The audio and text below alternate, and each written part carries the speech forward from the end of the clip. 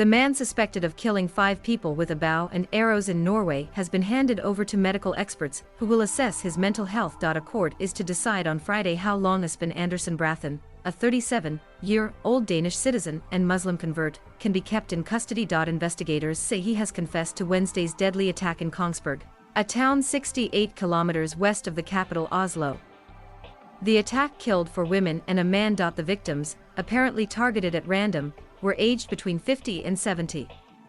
3 others, including an off-duty police officer, were wounded. The authorities say it appears to have been an act of terror. A police lawyer told public broadcaster NRK that Brathen would be assessed by psychiatrists. PST Security Service head Hans Sverre Sjøvold said the suspect had been in and out of the health system for some time. The prosecution has asked for Brathen to be held for 4 weeks, the first 2 in isolation. If psychiatrists determine that he is mentally ill, he could be confined to psychiatric care rather than face a possible prison term. The attack was first reported at 18:13 on Wednesday.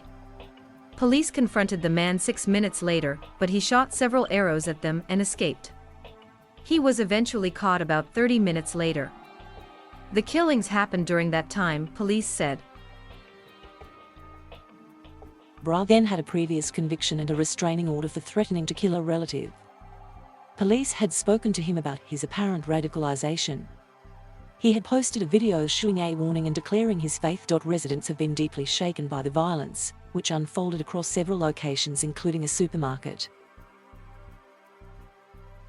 Flags were flown at half-mast on Thursday while flowers and other memorials were placed in Kongsberg's main square. Police fired warning shots when he was eventually arrested, but it is not clear if officers were armed when they first came across the suspect. Norwegian police do not usually carry guns on them. Weapons are stored at police stations or in their patrol cars.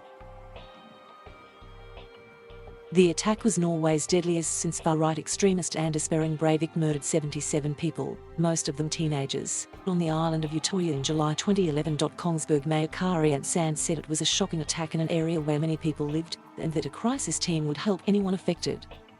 Describing the town as a completely ordinary community with completely ordinary people, Ms. Sand said everyone had been deeply shaken by this very tragic situation. British woman Fiona Holland, who has lived in Kongsberg for 5 years, described the town as a very warm, cozy place. Nothing happens here.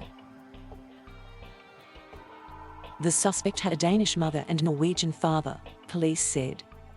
Denmark's Prime Minister Mette Frederiksen said Danish authorities would work with Norway on the investigation. The attack came on the final day of then Prime Minister Erna Solberg's Conservative government.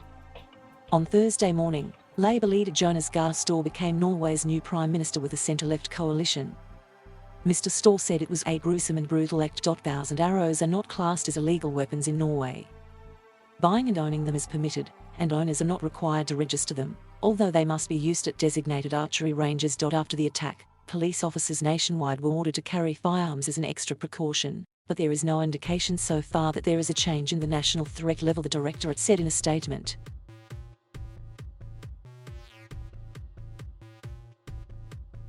Thank you for watching. Please subscribe